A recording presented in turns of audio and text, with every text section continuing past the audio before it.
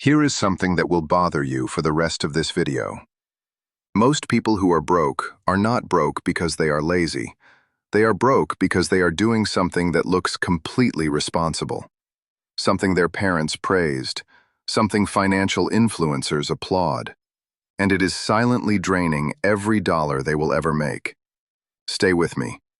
Because what I am about to show you is the part of personal finance that almost nobody talks about.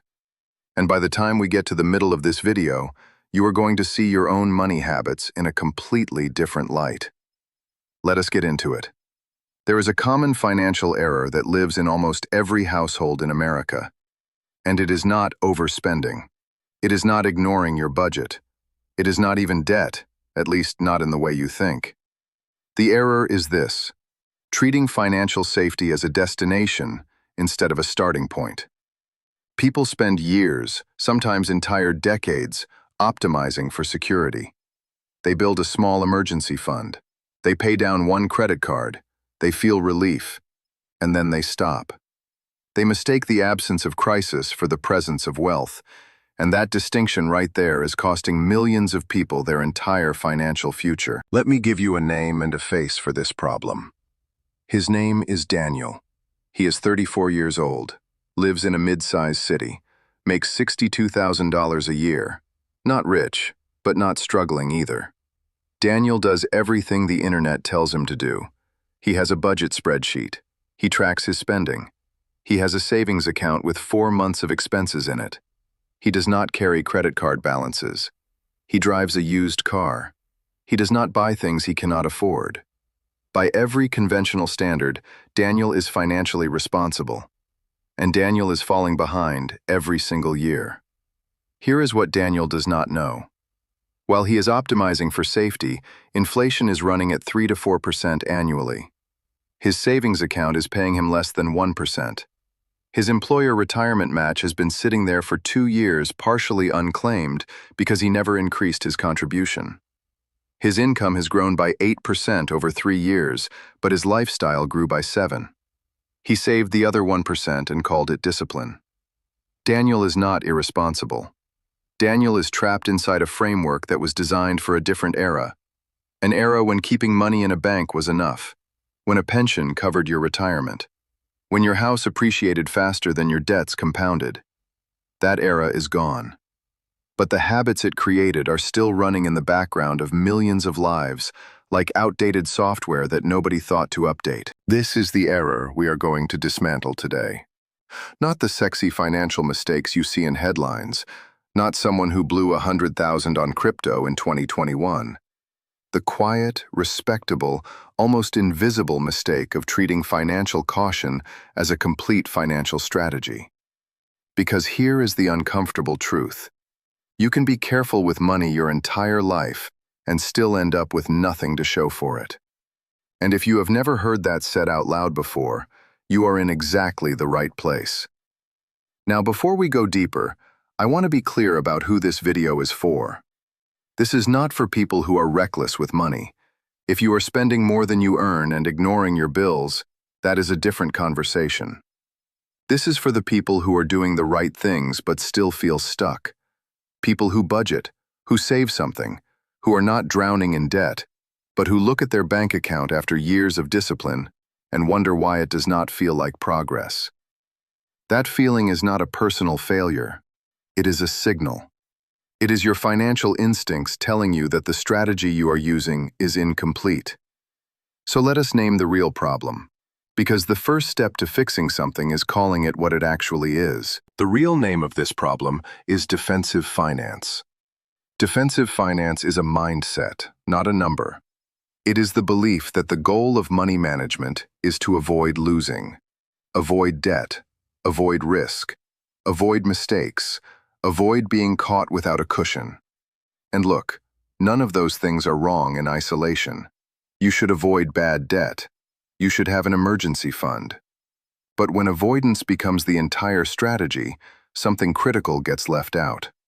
Growth, offense, the intentional movement of money toward a future version of your life. Defensive finance feels virtuous because it rhymes with responsibility. It sounds like what a mature adult would do. And that is exactly why it is so dangerous. Because it does not feel like a mistake. It feels like discipline. It feels like you are being smart. But there is a gap between being financially safe and being financially free. And most people never cross it because they never even realize the gap exists. Think about it this way. Imagine a basketball team that only plays defense. Perfect defense. They never let the other team score. But they also never take a shot. They just guard. What happens? They lose. Not dramatically. They do not collapse in the first quarter. They just slowly, quietly lose as time runs out and the score never moves in their favor. That is defensive finance applied to a real life. You protect what you have. You avoid the loss. And then 40 years pass, and the final score is not what you imagined when you started playing. Here is where it gets really uncomfortable. And this is the part most people do not make it to in conversations about money, so I want you to stay with me. Defensive finance is not a personality flaw. It was taught. It was passed down. And for a lot of families, especially immigrant families, working-class families, families that lived through real financial trauma, it made complete sense at the time. When your grandparents lived through economic collapse, when your parents watched everything disappear overnight, saving every dollar and trusting nothing was survival. It was wisdom. It was the right call given what they knew and what they had experienced. And that wisdom got handed to you. Except the context changed, and the lesson did not update with it. The environment of money has changed completely in the last 50 years. Pensions were replaced by accounts that you have to manage yourself. Healthcare costs started rising faster than wages. Housing in most major cities became a different category of expensive. The tax code became something that rewards those who understand it and quietly punishes those who do not. The rules of the game changed, but the old playbook is still being run in millions of households, and the score is not adding up. Now here is the twist, and this is the part that I want you to sit with. The people who figured this out are not necessarily smarter than you. They did not have better opportunities or more luck in most cases. What they had was access to a different framework. A way of thinking about money that starts with a completely different question. Instead of asking, how do I protect what I have? They started asking, how do I make what I have work harder than I do? That shift sounds small. It is not. It is the difference between a saver and a builder, between someone who watches money and someone who deploys it. And the consequences of that shift compound over time, in a way that becomes almost mathematically unfair the longer you wait to make it. Let me give you a concrete example. Two people, both 28 years old, both make the same income. Person A saves $1,500 a month in a high-yield savings account earning 4%.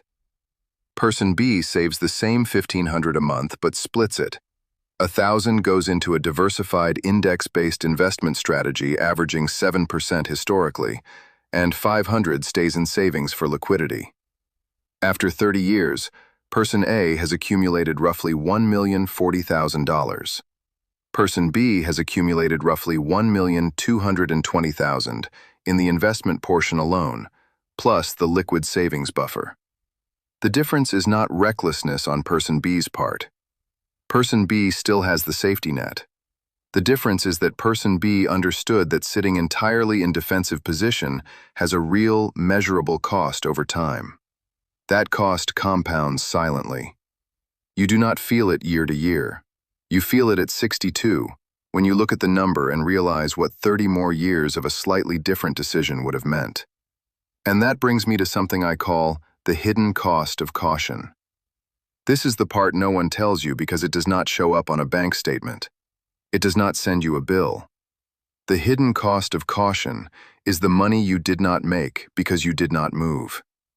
Economists call this an opportunity cost. But that term sounds technical and abstract. So let me make it real.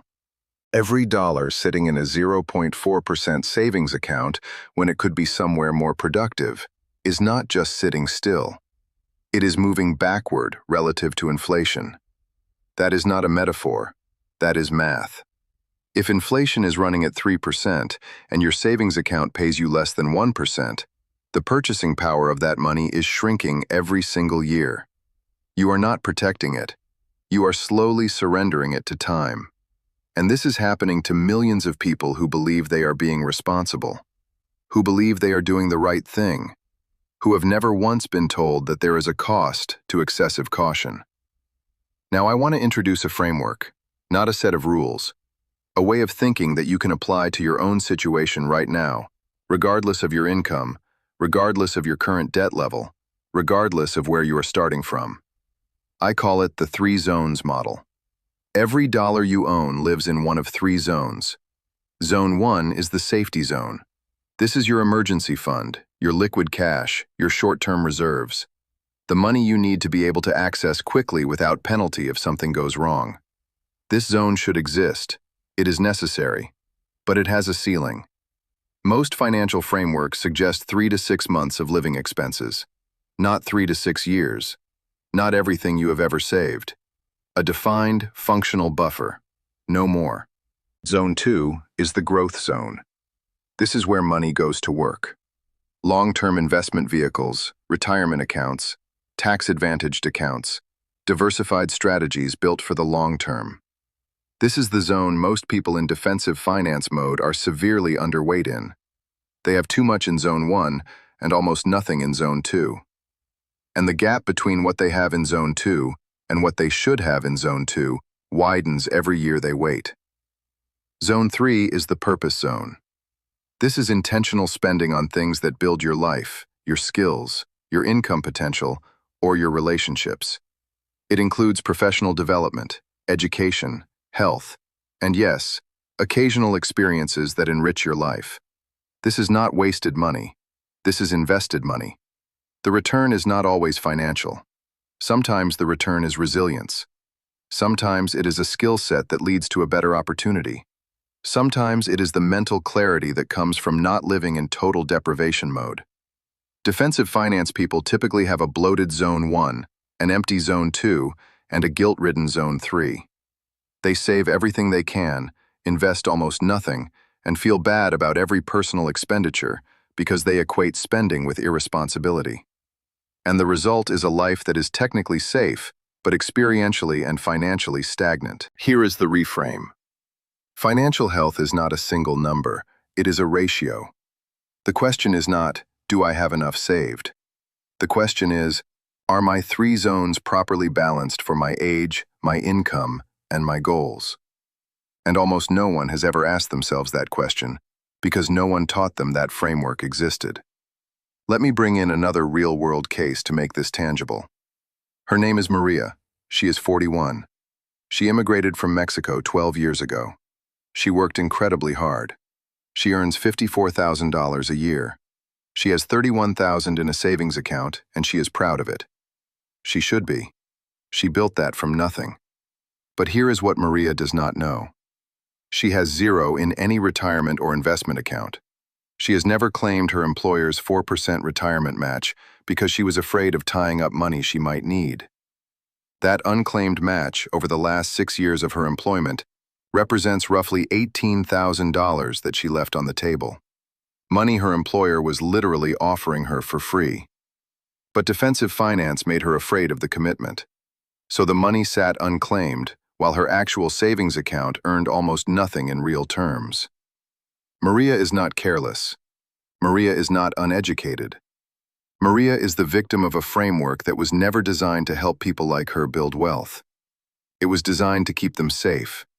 And those are not the same thing. Now, here is what I want you to understand about the psychology of this. Because the error is not just strategic, it is emotional. And unless you understand the emotional layer, the strategy alone will not fix anything. Defensive finance is psychologically rewarding in the short term. When you save money, your brain releases a small hit of relief. When you pay off a debt, there is a genuine rush of accomplishment.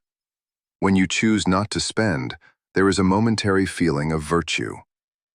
These small rewards are real. They reinforce the behavior, and they make it very difficult to shift away from pure defensiveness, even when you intellectually understand that it is limiting you. Growth-oriented finance, on the other hand, is psychologically uncomfortable in the short term.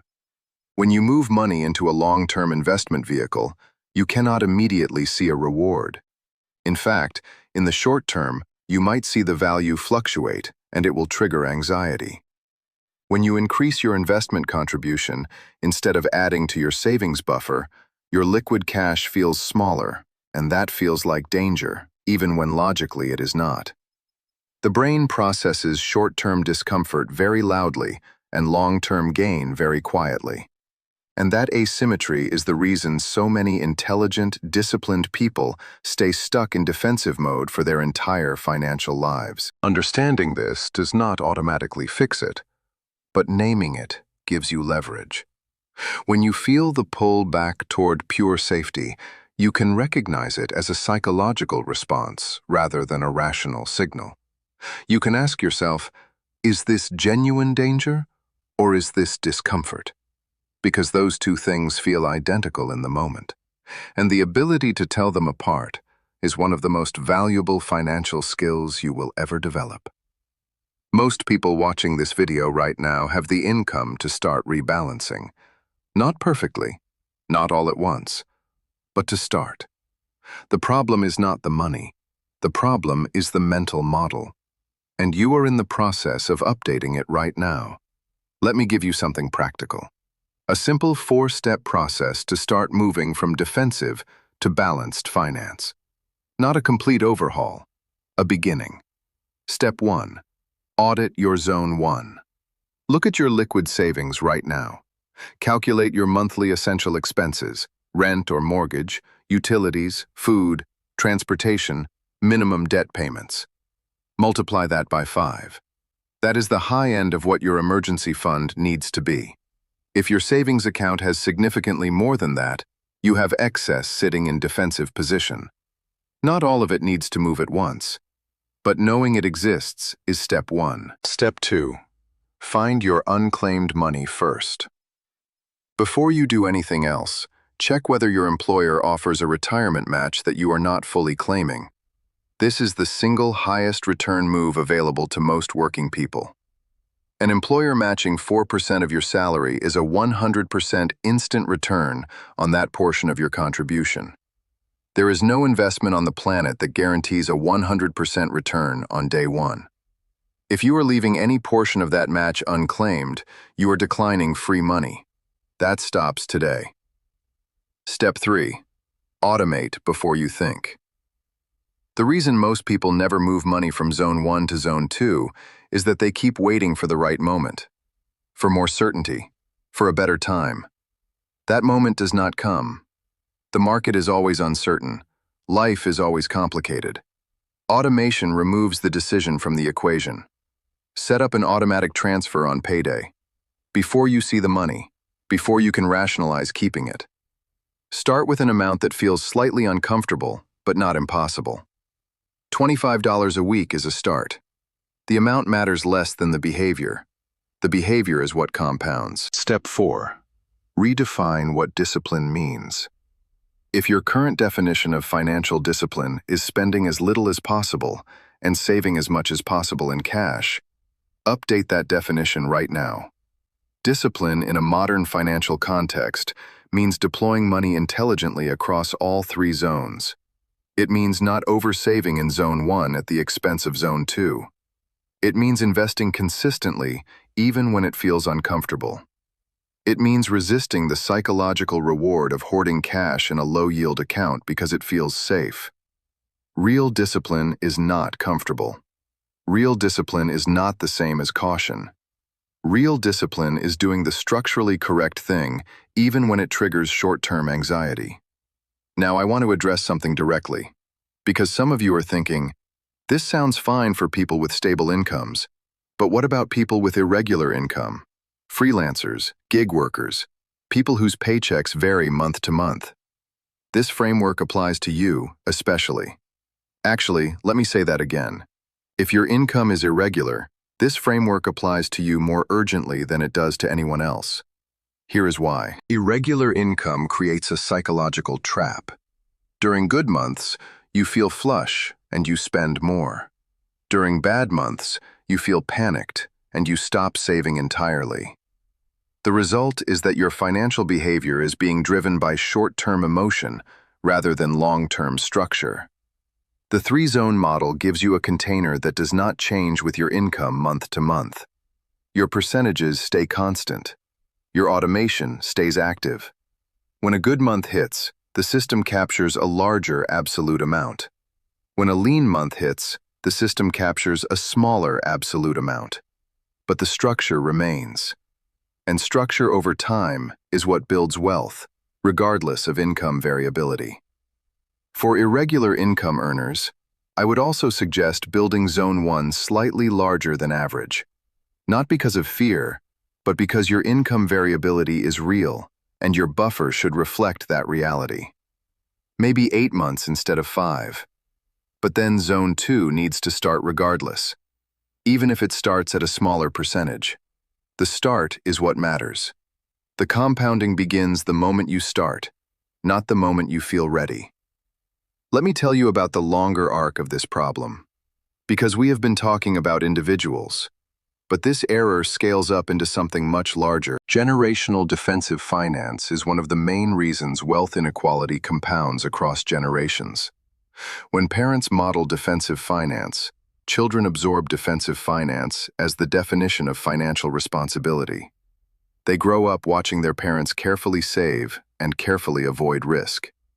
They learn that money is something to be protected, not deployed. They carry that framework into their own adult financial lives, and the cycle continues. Not because anyone is making bad decisions exactly, but because the framework itself limits the ceiling of what is possible. The families that break this cycle do not necessarily have more income. They have a different conversation about money. They talk about how money can work. They expose children to the concept of investment early, not as gambling, but as participation in economic growth over time. They model Zone 2 behavior alongside Zone 1 behavior, and the children of those families enter adulthood with a fundamentally different mental model about what money is for. You cannot go back and change the financial conversations you grew up with, but you can change the ones happening in your home right now. And if you do not have children, you can change the framework you are operating from starting today.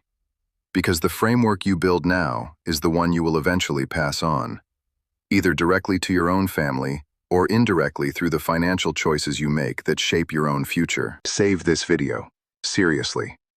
Come back to the 3 zones framework the next time you get a raise, the next time you have an unexpected windfall, the next time you are deciding what to do with money that did not have a plan yet. These decisions compound. The right framework applied consistently over years produces results that feel almost impossible when you look back at the starting point. Here is something I want to say that does not get said enough in personal finance content. The emotional weight of financial insecurity is real, and it is heavy.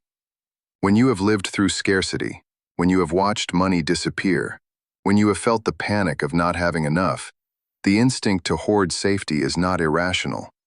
It is a scar from a real wound.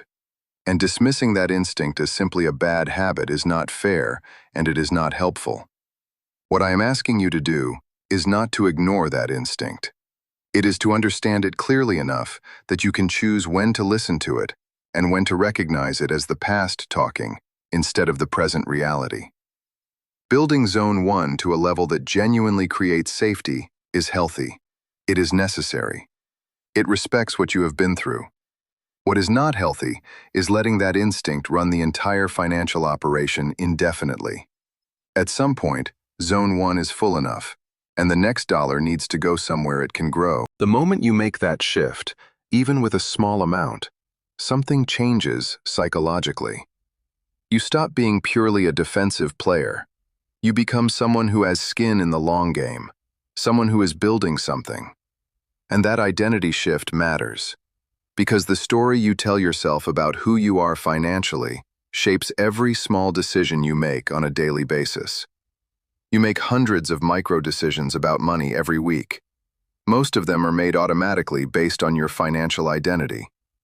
When your identity shifts from protector of what I have to builder of what I am creating, those micro-decisions shift with it, quietly, consistently, and powerfully over time. Let me bring this home with one more figure that I want you to carry out of this video. The average American household that starts investing at 35 with consistent contributions to a diversified long-term strategy reaches retirement with a meaningfully different outcome than the household that waits until 45. The 10-year difference in starting point, assuming similar income and contribution rates, can translate to a gap of several $100,000 by age 65. Not because of superior stock picking, not because of secret knowledge, because of time, because of compounding. Because the household that started at 35 spent a decade letting their money work, while the household that waited spent that same decade keeping their money safe. The cost of waiting is real. The cost of staying entirely in defensive position is real. And it is hidden. It will not show up on any statement you receive this year. It will not send you a warning. It accumulates silently inside the gap between what you built and what you could have built. And the only people who never feel that gap are the ones who started early and never looked back. You are watching this video right now, which means you have not waited too long. The right time to start is always the current moment, because it is the earliest moment still available to you. Every year you add to your starting point from today is a year of compounding you are claiming. Every year you delay is a year you are permanently leaving behind. I want to end with a question, and I genuinely want your answer in the comments because the variety of answers here is going to be more valuable than anything I could add. What is the thing you are most afraid of about moving money from pure safety into growth? Not what you think the right answer is. What is the actual fear? Name it specifically. Because the people in this community who answer that question honestly are going to help other people name theirs. And naming the fear is always the first step to making the decision anyway. If this video reframed something for you, the most useful thing you can do right now is save it. Not just like it, save it. Because this is the kind of content that lands differently the second time you watch it. Especially 6 months from now, when you have started making changes and you want to revisit the framework. Share it with one person in your life who is disciplined but stuck, who does everything right and still cannot figure out why it is not adding up. Because that person needs this framework, and you just might be the reason they finally get it. This content is educational and does not constitute professional financial advice. Please consult a certified financial advisor before making investment decisions. Your situation is specific. Your strategy should be too.